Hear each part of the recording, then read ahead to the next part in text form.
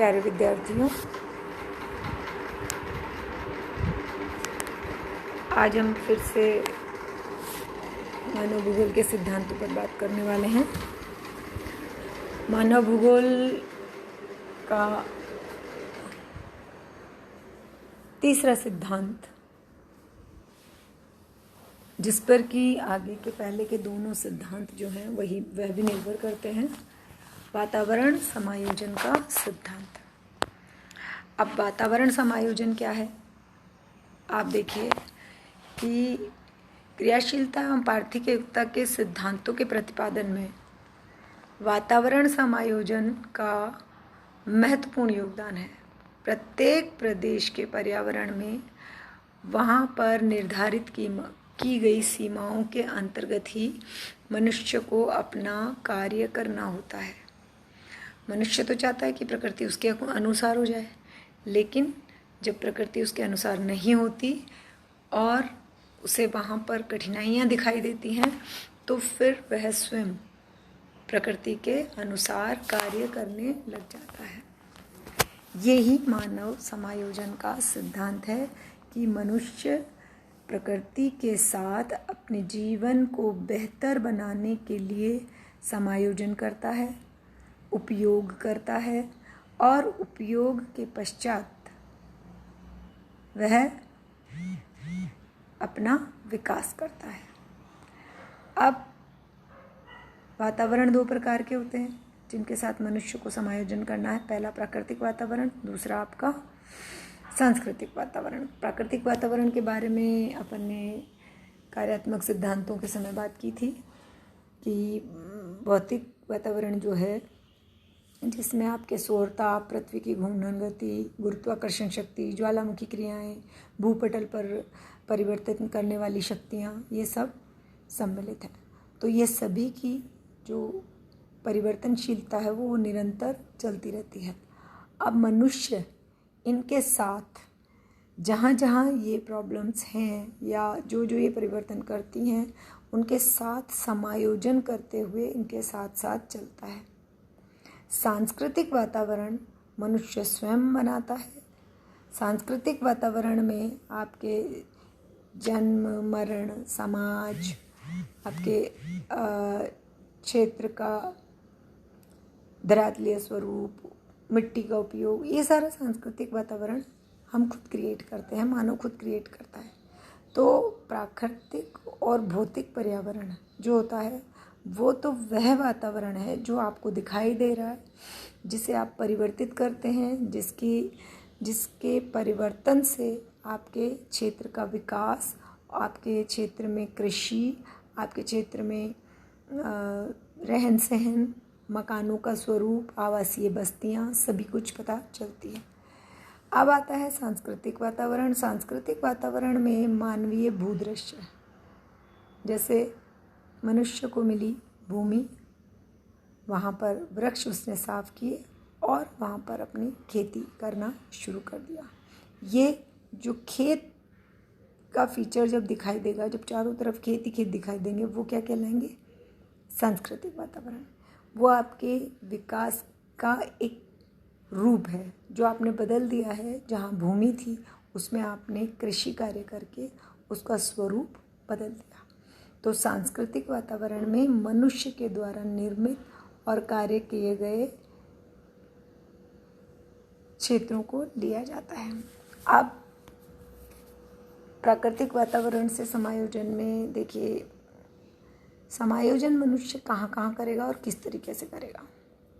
समायोजन से तात्पर्य है कि मनुष्य, प्रकृति ने उसको मृदा दी, तो मनुष्य ने मृदा और जल दोनों के साथ समायोजन करके कृषि कार्य शुरू कर दिए।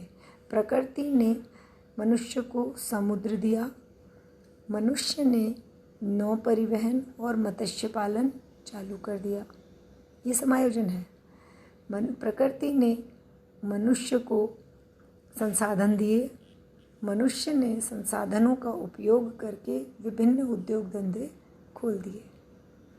तो मनुष्य प्रकृति द्वारा प्रदत्त संसाधनों का उपयोग करके अपने जीवन को बेहतर बनाता है। ये है समायोजन। लेकिन बहुत सारे स्थान ऐसे हैं जहाँ प्रकृति ने इतनी कठिनाइयाँ दी है कि मनुष्य चाह कर भी वहाँ परिवर्तन नहीं कर सकता। अब इसमें फॉर एग्जांपल ध्रुवीय क्षेत्र जहाँ की हमेशा बर्फ़ जमी रहती है। अब जहाँ हमेशा बर्फ़ रहेगी वहाँ मानो कितनी भी कोशिश करें पर बहुत अधिक चेंज वहाँ पर नहीं कर पाता। जैसे कि आज भी एस्किमोज जो हैं वो अपने बर्फ़ के घर ही बनाते हैं। ईंट और कंक्रीट से उनके घर नहीं बनते हैं। तो ये प्रकृति ने दी है सीमाओं। जैसे कि आप अपने ऊपर एग्जाम्पल ले सकते हैं कि समतल भाग में रहने वाला व्यक्ति पहाड़ में रहने वाले व्यक्ति से कम स्ट्रगल करता है। जो पहाड़ियाँ हैं वो सारी की सारी मनुष्य साफ नहीं कर सकता, क्योंकि प्रकृति ने आपको बहुत सारी सीमाएं दी हैं। अब इसमें एक एग्जांपल मैं आप लोगों को उत्तराखंड का भी दूंगी। उत्तराखंड में जो बाढ़ आई थी वो क्यों आई थी? उसका एक ही कारण है, वो ये है कि मनुष्य ने प्रकृति के जो सीमाएं थी उनको क्रॉस करने की कोशिश की। जहाँ नदियों का रास्ता था उन रास्तों में उसने अपने व्यापारिक और आवासीय स्थान बना लिए। और जब वर्षा तेज हुई, जब बारिश की मात्रा बढ़ी और नदी को अपना रास्ता नहीं मिला, तो वो फिर ताबड़तोड़ करते हुए आपके आवासीय और व्यापारिक संस्थानों को बहाते हुए ले गई। तो हमेशा मनुष्य को प्रकृति के साथ उस सीमा तक ही समायोजन कर सकता है वो, जहाँ तक कि प्रकृति उसको इजाज़त देती है। प्रकृति के विरुद्ध कार्य करते हैं तो मनुष्य का विध्वंस वहाँ दिखाई ही देता है। जैसे बहुत सारे ज्वालामुखी जो हैं वो अब मृतप्राय हैं, सुषुप्त हैं, उनका नहीं पता होता कि वो अचानक से फट जाएंगे। तो मनुष्य क्या करता है, क्योंकि ज्वालामुखी के आसपास का एरिया काफ़ी उपजाऊ होता है, क्योंकि ज्वाला से निकली हुई जो लावा मिट्टी है उसमें बहुत सारे मिनरल्स होते हैं, तो मनुष्य क्या करता है, उसके आसपास बच जाता है। अब जब उसके आसपास रहने लग जाएगा और वो जो ज्वालामुखी है वो किसी भी कारण से, आंतरिक शक्तियों के कारण से या अधिक दबाव के कारण से या अंदर जो आपकी जलवाष्प होती है उसकी अधिकता के कारण से यदि अचानक से वो फटता है तो उसके आसपास में जितने भी मनुष्यों ने अपना आवासीय स्थान बना लिया था उन सबको बहुत नुकसान होता है। इसमें जान और माल दोनों की हानि होती है। तो समायोजन सिद्धांत ये कहता है कि प्रकृति के साथ समायोजन वहाँ तक जहाँ तक प्रकृति नष्ट ना हो। तो समायोजन के सिद्धांत में जितने भी विकास आज आपको दिखाई दे रहे हैं, चाहे वो सड़कें हों, खदानें हों, निर्माण कार्य हो, शहर हों, आपके यातायात के साधन हों, आपके जितने भी आपको संसाधन, जितने भी रूप मानव विकास के दिखाई दे रहे हैं, वो सब प्रकृति ने आपको सुविधाएं उपलब्ध करवाई हैं और आपने अपने बुद्धिक शक्ति का इस्तेमाल करते हुए उसको अपने विकास में परिवर्तित कर दिया है। लेकिन बहुत सारे स्थान आज भी ऐसे हैं जहाँ पर मनुष्य प्रकृति को परिवर्तित नहीं कर सकता, और जहाँ मनुष्य प्रकृति को परिवर्तित नहीं करता तो वहाँ मनुष्य को प्रकृति के अनुकूल ही अपना सारा कार्य करना होता है।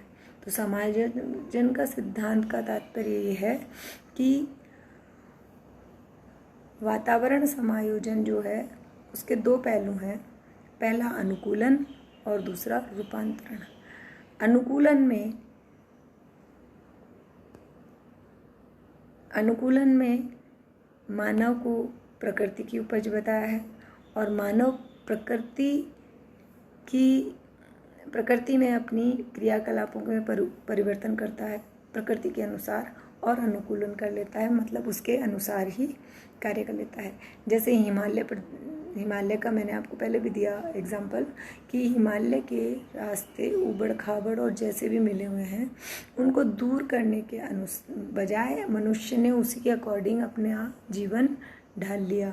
जैसे अब रूपांतरण क्या है कि जैसे हमारे यहाँ मरुस्थलीय क्षेत्र है या हमारे यहाँ अधिक ग्रीष्मकाल, लंबे ग्रीष्मकाल वाला क्षेत्र है, तो ग्रीष्म ऋतु में आप तो देखिए कि जब पहले हमारे प्राचीन समय में एसी एक बिना हमारे सोच में भी नहीं था कि हम ऐसी जैसी कोई चीज़ होती है जो वातावरण को आपके अनुकूल, आपको मतलब ऐसा अनुकूल वातावरण दे देगी कि आप गर्मी का फीलिंग ही ख़त्म हो जाएगी। आप अपने घर में, ऑफिस में, गाड़ी में, एसी में रहेंगे।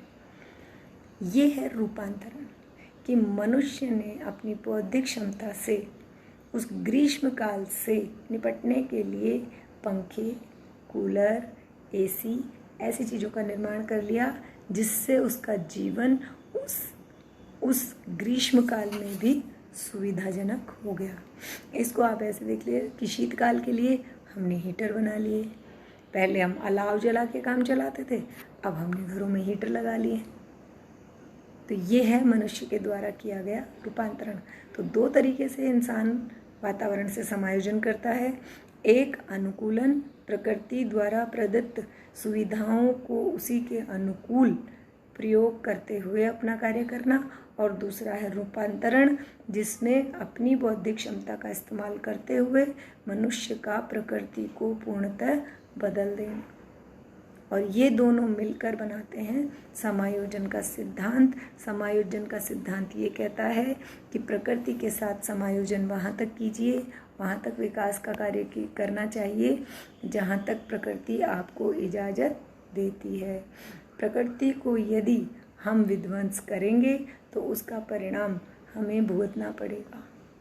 तो प्रकृति के साथ सामंजस्य करके चलने में ही मनुष्य का उत्थान है, मनुष्य की उन्नति है, मनुष्य का विकास है। बाकी मैंने आपको पीपीटी में सारा मैटर दे दिया है, आप लोग इसको पढ़ें। ये तीसरा सिद्धांत था। आज मानव भूगोल के तीनों सिद्धांत मैं आपको पूरे कंप्लीट कर रही हूँ, और अब इसके बाद एक नए टॉपिक पर बात करेंगे। और आप लोगों को मैं हमेशा कहती हूँ कि यदि कोई समस्या है तो व्हाट्सएप नंबर जिस पर आपको मैं ये शेयर कर रही हूँ, वहाँ आप बच्चे मुझसे बात कर सकते हैं। कोई भी प्रॉब्लम हो तो मुझसे पूछ सकते हैं। धन्यवाद।